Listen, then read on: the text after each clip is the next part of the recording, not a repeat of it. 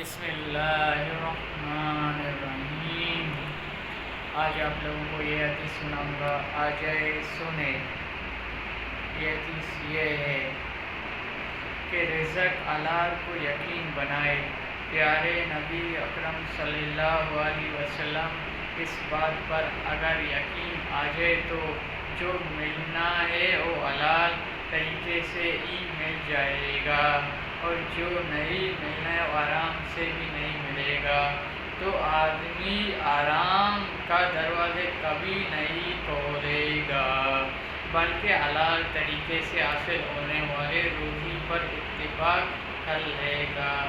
جھوٹ بول کر اپنے ایمان خراب نہیں کرے، بدیانی کر کے اپنے اسلام کو داغدار نہیں کرے، فرار کر کے اپنی آخرت خراب نہیں کرے، دھوکہ دے کر اپنی آخرت برباد نہیں کرے۔